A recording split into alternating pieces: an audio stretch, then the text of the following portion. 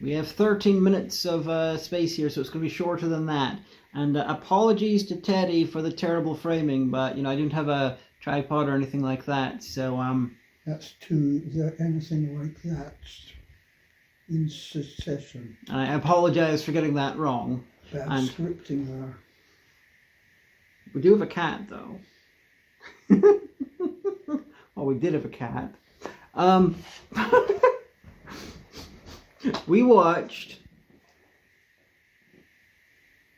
because years ago, me and this gentleman watched Phase 4 because I was like, I thought that Phase 4 was really quite good. And then, you know, this one was like, oh no, Phase 4 isn't very good. But then we talked every so often about doing like a Backseat Critique for it because, you know, you want to complain about it. And I want to be all like, I thought it was quite good.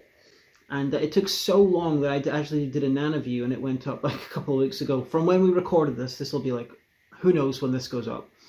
And so that was finally the impetus for getting around to doing the Backseat Critique, so you could be all like, I want my thing on record as well. Is that a completely accurate retelling of events? Absolute verisimilitude. This is Doc, who I am meeting for the first time in canon outside of the cicada market in Hua Hin, because, you know, turns up in the Thailand videos. Doc, played by the Pony Man, and, you know, is, I'm sure, related to me in some sort of way in real life. So they tell me. You're not 100% sure, but you assume. Anyway. What is Phase IV about, and why did they choose to use two random letters like that? I don't understand. I suppose it's the same principle as Plan 9 from outer space. It's a nice number, and you can stick a number in with appropriate verbiage, and you get a sci-fi sounding title. I've absolutely no idea what the first three phases were, and I rather suspect nobody else has either. I assume that it's because it's, you know, Phase IV, it's therefore showing that it's connected to science. Or copyright law. Could be. Basically, with this one, it's it is, as I said in the Nana View script, which, you know, Sway did the voice for. It's the 2001: A Space Odyssey of insects try to take over the world movies. In that it's much better than the other ones, and it's also far more esoteric, weird, and artier than the other ones. And, you know, a lot of the humans, you know, seem to be like sad robots much of the time, which happens in 2001 occasionally. Is that a fair description? So far. You're allowed to interject with things, you know, you can have your own thoughts, not just, you know, agree or disagree with me. I thought you would invite me to make my own thoughts clear. I don't need to invite you. You can just interject when you like. Okay, I'm not used to the way you youngsters do things. We're very egalitarian in you know, these videos. Okay, if you say so. Well, I thought it wasn't a bad movie. It was interesting. It was slow. I mean, some of it was really slow, but in a nice, gentle, visual wallpaper way. A lot of footage of ants doing things ants do, or things that I suspect we were meant to realise ants shouldn't be doing. And there was times I was just wondering where the David Attenborough commentary had got to. Got to show you the Hellstrom Chronicle, you know, as a follow-up to this. You'd find that amazing. Yeah, but I have to say that was quite enjoyable. It was very much of its time in terms of the characters, the way they're played, the way they interact, and the direction as a whole was interesting. Yeah. It is an intensely late 70s, before Star Wars type film. I don't know if it actually came out before Star Wars, but it was definitely that sort of era where you're mixing a bunch of very 70s sci-fi things together, like You've got, it's darker, it's dour and dark, it's, slow, it's, ponderous, it's about big things. It's also all about nature horror, a nature trying to kill you was a subgenre that really took off in the 70s. I think it was technically an offshoot of the disaster film. You had a bunch of you have the leftovers of psychedelia, so it's a sort of film that would not have been like the way it is in any other time. Although interestingly, at some of the time when I was watching it, I was put in mind of that very British subgenre, the cosy apocalypse. Oh yes, yes. Because if this was the way the world was going to end, it was ending in a low-key, somewhat civilised manner. I mean, not as British as, couples saying stiff upper lip dear, have another cup of tea and all that. But there was no... The human interaction was certainly not action and doom laden. In fact, sometimes it was quite robotic.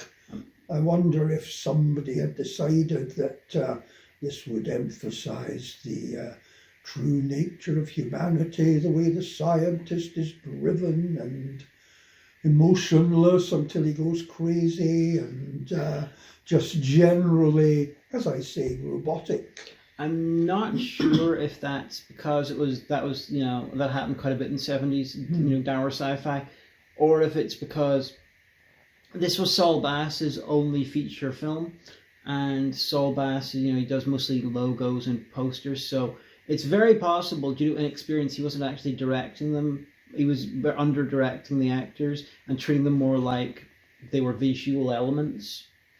So it could be deliberate, it might not be. Yeah, some of it rather reminded me of Shatner-era Star Trek in terms of the way people were interacting. That's a bit unfair. To who? To Phase 4. No, Phase 4 is great. It seems to have been either directly based or maybe inspired by H.G. Wells's Empire of the Ants, which got its own 70s technically movie version in a film called Empire of the Ants, where the ants were giant and it was terrible. But this one is more like the novella, I think it was, or was it long short story? I can't remember. But both of them have the idea that you got ants are super intelligent for some reason, although it's in this one you explain it's something to do with space. And some people go there to investigate them. They try to fight the ants, and they fail. In the so sorry for the spoiler. In the H.G. Wells story, they sort of run off. It's in South America, and they're like, the very end is like, oh, by 1950, the ants will have reached Europe. No. And in this one, it's like, well, lots of psychedelia happens, and well, we're basically, what is it? I welcome our new ant overlords, as Kent Brockman said. Something like that, although you get the glimmer of hope at the end, where the girl with the long hair who can't act and is clearly just there as the girl with the long hair, and to do this, and the non-robotic crazy scientist realise that they are becoming part of the future. The ants aren't going to eliminate them. There's a higher purpose in store. Yeah, we're going to become part of the ant sort of hive and stuff like that. Ooh. The ending, it is a little bit weird, and you do have that part of it, but the extended version, which you can find on YouTube, is a spectacular, like 6 or 5 minute long bit of just weird imagery. It goes full out in the psychedelia, and I think it's really, really impressive. So that should have been kept in the full thing, because it made the audience go completely deranged beforehand. That would have been interesting. I should show you the uncut ending, because Saul Bass goes full Saul Bass with the visuals. It'll be interesting to compare it with what Kubrick did at the end of 2001. Yeah, it's the with Kubrick's version. This one, it's a little bit more of the top than the end of 2001, because Kubrick's gonna Kubrick. Well, this 2001 was late 60s, wasn't it? 69. And this was late 70s. This was 70 something. And the 70s have been labelled the decade that taste forgot. 74. Okay, so you can see things would go a bit like that. Yeah. Anyway, we are going to wrap this up because we only got a couple of minutes left. Do you have anything else that's burning for you to say? It's interesting to see an end of the world, or end of the world as we know it, movie without over-the-top action or CGI and explosions and all the rest of it. Yeah, it is rather samey after a while.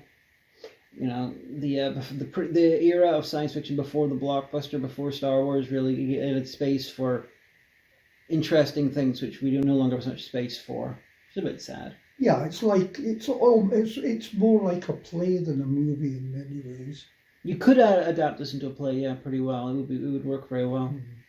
You could also they could have also cut this down by about half an hour, made it an episode of Out of the Unknown. In fact, maybe as a fan edit, I will do that sometime. Make it black and white. Anyway, but check out the Discord and the Patreon. The links are below. If you enjoy the video and you want to watch more of it for some reason, like, subscribe, etc., etc.